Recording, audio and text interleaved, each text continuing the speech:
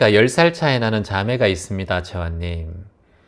가끔씩 전화를 하는데 내가 하는 전화를 받을 때는 빨리 끊어버리고 자기가 말할 때는 내가 모든 걸 들어줘야 합니다. 언니인데도 불구하고 나이 차이가 많은데도 불구하고 항상 전화도 소리 없이 끊어버리고 상처를 많이 받습니다. 남이라면 보지 않을 텐데 같은 또 가족이어서 보지 않을 수도 없습니다. 이럴 때는 어떻게 해야 됩니까? 하셨어요. 이제 자매든 그 부모든 배우자든 가족이든 친구든 간에 지금 내가 그 상대방에게 너무 의지하고 있다라는 것이 댓글에 보입니다. 지금 성인이 되었고 서로 각자 잘 살아가는 인생에 내가 전화를 자주 해야 되고 소통을 해야 된다라는 건 저는 고정관념이라고 봐요. 자매분한테 본인이 집착을 하고 있어요. 그건 집착이라고 볼 수 있어요. 내가 가족하고 잘 지내야 된다. 그건 집착이에요. 서로가 지금 안 맞고 상대방이 그렇게 말없이 끊어버리고 얘기도 잘 들어주지 않고 얘기하면 내가 다 들어주는데 왜 상대방은 내 얘기를 안 들어줄까? 얘기를 들어주기 때문에 상대방도 내 얘기를 들어줘야 된다고 생각을 하는 집착이 있어서 그래요. 자고로 사람들은 말이 많아도 말이 적어도 말이 없어도 비방을 하고 비방을 받습니다. 자, 뭐라고요? 여러분께서 말을 많이 해도 비방을 받고요. 말을 적게 해도 비방을 받고요. 말을 안 해도 비방을 받아요. 이게 우리의 인생이에요. 그래서 비방을 안 받는 방법은 없어요. 지금 형제, 자매, 남매끼리도 이런 비방이 있죠. 가족끼리도 이런데 세상에 살아가면서 내가 비방을 받으면 안 된다라고 생각하고 내가 이렇게 베풀면 상대방도 나에게 이렇게 베풀어야 된다 생각하는 건 다 착각이에요. 세상은 그렇게 흘러가지 않습니다. 내가 2를 줘도 1도 못 받을 수도 있고요. 0.1도 못 받을 수가 있어요. 그러니 줘도 줬다라는 생각을 하지 않는 게 가장 좋아요. 내가 말하는 것과 말하지 않는 것과 상관없이 내가 잘하는 것과 잘못하는 것과 상관없이 내가 봉사하는 것과 봉사 안 하는 것과 상관없이 내가 도네이션 하는 것과 도네이션 안 하는 것과 상관없이 내가 좋은 일 하는 것과 나쁜 일 하는 것과 상관없이 비방을 받아요. 이게 인간 세계입니다. 그래서 이 세계를 사바세계라고 하는 거예요. 중생의 세계라고 하는 거예요. 대학생들 한번 적어볼까요? 세상에는 비방받지 않는 사람은 아무도 없다. 비방받지 않는 사람은 아무도 없다. 그리고 또 하나 더 아셔야 돼요. 비방 한 번 안 해본 사람도 아무도 없다라는 거예요. 여러분도 누군가를 비방하셨을 거예요. 지금은 마음 공부 만나서 비방하지 않을 수 있지만 예전에 누군가를 비방하셨을 거예요. 여러분이 누군가를 비방했다고 하는 건 곧 나도 누군가에게 비방을 받았을 거라고 아시면 됩니다. 채화님, 비방을 다 받아야 됩니까? 당연히 받아야 돼요. 저도 비방을 받고 있고 예수님도 비방을 받았고 부처님도 비방을 받았어요. 공자도 비방을 받았어요. 무위자연 도교, 그때 춘추전국 시대에 도교에 빠져있던 많은 수행자들은 공자를 엄청나게 비방을 합니다. 유교, 도교, 노자사상, 무위자연, 상선약수, 이 다 지금 도교의 사상들이거든요. 도교의 사상가들은 공자처럼 이 나라 가서 저 나라 가서 왕을 만나고 왕도 정치를 해야 된다, 이런 정치에 관심을 두고 세상을 바꾸려고 하는 그런 노력들을 아주 폄하했어요. 저거 왜 저러고 돌아다니노? 저런다고 세상은 바뀌지 않는데, 이렇게 항상 얘기하면서 공자를 손가락질했어요. 뭐 소크라테스는 독배까지 마시지 않습니까? 젊은이들을 자꾸 사상을 유혹하고 안 좋은 걸 가르친다고. 예수님은 십자가에 못 박혀서 돌아가시기도 하죠. 이것처럼 세상에 비방을 받지 않는 존재는 없다라는 거예요. 그래서 이 세상에 비방만 받고 또 칭찬 한 번 안 받은 사람 없어요. 그리고 또 비방 한 번 안 받은 사람도 없고요. 세상에는 비방만 받고 칭찬만 받은 사람은 지난 날에도 없었고 지금도 없으며 앞으로도 없을 것이다 라고 법구경에 얘기하고 있어요. 뭐라고요? 세상에는 비방만 받고 칭찬만 받은 사람은 지난 날에도 없고 지금도 없고 앞으로도 없다라는 거예요. 이게 무슨 말이냐? 세상에 살아가면서 비방만 받고 사는 사람은 절대 없다라는 거예요. 칭찬도 조금은 받았을 거라고요. 그리고 또 칭찬만 받은 사람도 절대 없다라는 거예요. 비방도 받았을 거라는 거예요. 그러니 우리 수행자는 칭찬받을 때도 그저 그러려니 하며 살면 되고 비방받을 때도 그저 그러려니 하고 살면 돼요. 그게 수행자예요. 그래서 내가 비방을 받을 때는 내가 나를 되돌아보는 시절 인연이라고 보고 내가 칭찬을 받을 때는 내가 칭찬받을 일을 조금 더 해야 되는구나 라고 생각하시면 돼요. 그래서 선행을 하면 보통 칭찬을 받죠. 하지만 선행을 한다 하더라도 질투심으로 저 사람은 뭔데 저렇게 선행하노? 뒷꿍꿍이가 있을 거야. 돈이 어디서 나온 구멍이 있을 거야. 잘난 척 하려고 저렇게 기부할 거야. 그렇게 또 생각하는 사람이 있어요. 그러니까 여러분, 내 삶을 사시면 돼요. 어떤 누구한테도 그 말에 흔들리지 않아야 해요.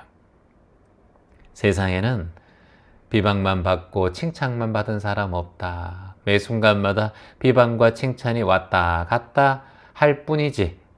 그러니까 그것에 어떤 걸 받았다 하더라도 거기에 치우치지 말고 거기에 의지하지 말아야 합니다. 세상에 살아가다 보면은 이제 선한 일을 한 사람은 비방을 받기보다 칭찬을 받는 일이 많아요. 그래도. 근데 과거에 나쁜 일을 많이 한 사람은 지금 아무리 인기 있고 지금 아무리 어떤 유명세를 탄다 하더라도 예전에 과거에 뭔가 잘못하고 업을 많이 지어놓은 사람은 그게 다 드러나게 되어 있어요. 그러니까 지금부터 우리가 시작하면 돼요. 지금부터 꾸준하게 선행을 하시면 됩니다. 그러면 예전에 비방을 많이 받은 것을 조금씩 그 업장을 정화할 수 있겠죠. 대학생들 한번 적어봅니다. 조, 희, 후, 희. 조, 희, 후, 희. 살아서도 기쁘고 죽어서도 기쁘다는 거예요. 뭘 하면? 자, 행, 선, 양, 희라 그래요. 행, 선, 양, 희. 행은 행할 행, 선은 착할 선. 양, 희는 뭐냐 하면 양쪽에서 희, 즐거울 희자예요. 양희라는 것은 양쪽에서 즐겁다. 뭘 하면? 선행을 하면. 이해되시죠, 여러분? 행선을 하면. 이게 너무 좋은 말이죠. 조희, 후희니까 내가 살아서도 즐겁고 죽었어도 즐겁다. 이게 뭐예요? 바로 양선이단 말이에요. 조희, 후희 하면 행선, 양희라. 행선, 양희라는 것은 선한 것을 행하면 양쪽이 즐겁다라는 거예요. 양쪽이 무엇이냐? 조희, 후희라는 거예요. 살아서도 죽었어도 즐겁다는 거예요. 그래서 비방을 안 받기를 바라지 말고 칭찬을 받기를 바라지도 말고 내가 조금 좋은 일 하고 그리고 살아있을 때 조금 나누고 내 몸이 건강할 때 조금 봉사하고 이렇게 행선하다 보면 항상 양쪽이 즐겁다. 살아서도 즐겁고 내가 이 세상을 떠나도 즐겁다. 이건 무슨 말이냐면 내가 죽고 난 다음에도 많은 사람들이 나에 대해서 평판이 좋다라는 의미입니다. 그리고 또 믿는 사람은 천국 가고 극락을 간다. 이 말씀이라고 할 수 있겠죠. 조희, 후희, 행선, 양희. 선을 행한 사람은 두 곳에서 항상 기뻐한다. 살아서도 기뻐하고 죽어서도 기뻐한다. 그러니 항상 마음을 선한 행동을 꾸준하게 해놓으면 내가 지난달에 지었던 악행들도 정화될 수 있고, 그리고 어떤 비방도 막아낼 수 있다. 그런데 내가 그런 그 전에 살아오면서 과거에 좋은 일을 하지 않고 나쁜 일을 많이 하고 악행을 많이 저질렀다면, 내가 지금 어떠한 부유한 상태든 어떠한 인기가 있든 간에 사람은 누구나 실수할 수 있고 어떤 문제가 생길 수가 있잖아요. 그때 크게 붉어질 수가 있다. 굉장히 큰 고통과 괴로움 속에서 살아갈 수밖에 없다. 그러니 우리는 매 순간마다 선한 행동을 하자. 행동이 굉장히 중요합니다. 너무나 쉬운 거예요. 이 마음 공부는 너무나 쉽습니다. 대학생 한번 적어보세요. 악한 행동 하지 말고 선한 행동을 하라는 거예요. 행동의 가장 중요한 건 이거예요. 악한 행동을 하지 말고 선한 행동을 하라. 다시 같이 얘기해 봅니다. 악한 행동 하지 말고 선한 행동을 하라. 그리고 릿골에서 이렇게 적어 놓으셔야 돼요. 인생이 정화된다라는 거예요. 악한 행동을 멈추고 선한 행동을 하면 내 인생이 전체적으로 정화가 일어납니다. 내 인생이 정화가 일어난다는 것은 내 마음이 정화된다는 것이고, 내 마음이 정화된다는 것은 내 가족이 정화된다는 것이고, 그래서 마음 공부하는 사람이 가족에 단 한 분이라도 계시면 그 가족이 정화가 되기 시작을 해요. 물론 한 3년 정도 시간은 걸릴 수가 있지만 저는 반드시 정화된다고 생각을 해요. 주변에 그런 사람들을 많이 봤고, 세상에 가장 많은 성자들의 가르침이 뭔지 아세요? 이슬람, 유대교, 유교, 도교, 기독교, 불교, 천주교, 세상의 모든 종교들의 가르침이 딱 하나 있습니다, 여러분. 그게 무엇이다? 악한 행동을 멈추고 선한 행동을 하라는 거예요. 이게 세상 모든 종교의 가장 앞서 있는 교리라고 볼 수 있어요. 세상의 모든 성인과 성자의 가장 선두에 있는 가르침이에요. 이것만 하면 돼요. 다른 거 할 필요 없어요. 곧 선한 행동과 선한 생각과 선한 말을 하는 사람은 내 마음이 정화되기 시작한다라고 정확하게 경전에 적혀 있습니다. 그리고 이 마음이 정화되면 내 주변에 있는 사람이 정화되고 내 가족과 내 직장, 내 일터, 내 인생 전체가 정화되기 시작한다. 이것이야말로 진정 내 삶의 가장 올바른 행동이고 가장 긍정적인 삶의 가르침이다. 이게 성인들의 가르침이에요. 근데 우리는 이거를 행하지 않죠. 여러분, 오늘 선한 행동 뭐 하셨어요? 제가 한번 여쭤보고 싶습니다. 여러분 뭐 하셨어요? 선한 행동 하나 하셨습니까? 쓰레기 하나라도 주우셨어요? 내 돈을 1,000원짜리 한 장이라도 누군가에게 도움을 주셨습니까? 선한 행동 뭐 하셨어요? 내 가족이 아닌 다른 타인을 위해서 기도를 하셨습니까? 선한 행동을 잘 하지 않습니다, 우리.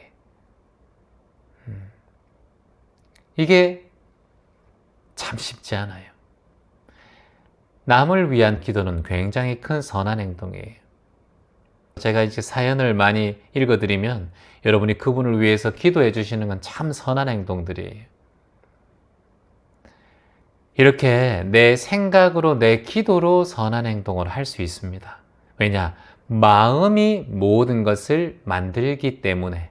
하버드대 의과대학 교수인 허버트 벤슨 박사가 얘기했지만 기도가 곧 명상이고 명상이 곧 치유라는 거예요.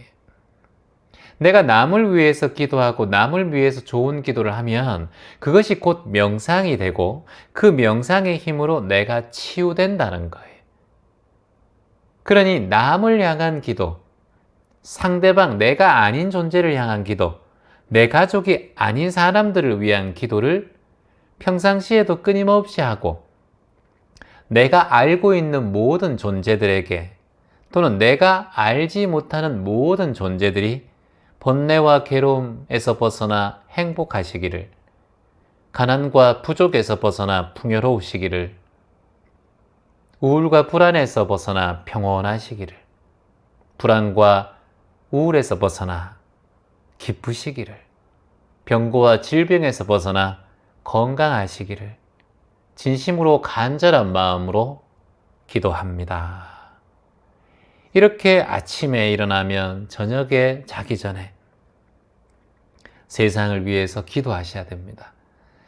횡단보도에 몸이 불편하신 분이 서 계시면 저 존재가 건강하시기를, 병원을 지나가면 병원을 바라보면서 병원에 입원하신 모든 분들이 빠르게 쾌유하시기를, 배지 줍는 할머니가 지나가면 오늘 할머니의 마음에 평온이 함께하고 건강하시기를, 이렇게 수시로 내 마음의 기도를 끊임없이 되뇌셔야 돼요. 이게 그 사람을 위해서 하는 게 아니라 나의 명상법이고 내 마음을 정화하는 방법이란 걸 여러분 깨달으셔야 됩니다. 마음이 다예요. 마음이 모든 걸 만들어요. 여러분이 그 기도를 하면 가장 먼저 내가 듣고 내 마음이 그렇게 바뀌어버려요. 그래서 내 몸의 병이 조금씩 좋아지고 내 마음의 업장이 조금씩 소멸되고 정화되게 됩니다. 말을 하세요. 그 말로 기도를 하시고 내 귀천에 들려주셔야 됩니다. 그래야 내 삶의 평화로움이 그제서야 나에게 물밀듯이 찾아오게 돼요. 그리고 기다리세요. 그 상황이 올 때까지 인내하셔야 됩니다. 인욕, 바라밀. 인내하면서 스스로가 그 상황을 급하게 마음 내지 말고 항상 그때 그 상황은 찾아올 수밖에 없어요. 대학생들 적어보세요. 인내는 가장 큰 최고의 수행이다라는 거예요. 인내가 가장 큰 수행법이다라는 거예요. 모든 성자들은 얘기합니다. 모든 열반과 니르바나, 깨달음, 해탈 어디서 온다? 인내에서 찾아온다라고 했어요. 인내하라. 그 과정은 너무 쓰지만 열매는 달다라는 거예요. 인내는 모든 수행의 기본적인 뿌리라고 할 수 있습니다. 여러분이 삶을 살아가는 가족 생활, 배우자와의 생활, 자녀 키우는 생활, 시어머니, 시아버지, 부모와의 생활, 남매와의 생활, 이 모든 것이 다 인내의 순간들이에요. 인내라는 것은 참아라는 얘기가 아니에요. 수행자는 인내의 순간들을 알아차리고 이 어려움이 찾아오면 나에게는 큰 수행의 순간임을 알아차리고 깨어있는 마음으로 그 순간들을 대처해 나가셔야 돼요. 이게 수행자입니다. 그리고 거기에서 큰 성취를 얻어서 본인의 삶의 성취감을 느끼셔야 돼요. 괴로움이 찾아오고 어려움이 찾아올 때일수록 나에겐 더 큰 성취감이 찾아온다는 걸 잊지 않으셔야 돼요. 베토벤이 자신의 눈이, 귀가 모두 멀어가면서 자신이 장애가 되는 과정 속에서 운명교향곡을 만들고 세상에 불후의 명곡들을 만들어냈듯이 모든 순간에는 괴로움과 고통은 나에게 가장 큰 단 열매를 선물하는 순간임을 다시 한번 깨닫고 어떠한 인내와 고통이 찾아온다 하더라도 순간순간 이것은 나의 삶의 가장 단 열매가 될 것이다 라고 마음 내고 부지런히 수행정진 해 나가시기를 희망합니다. 희망입니다.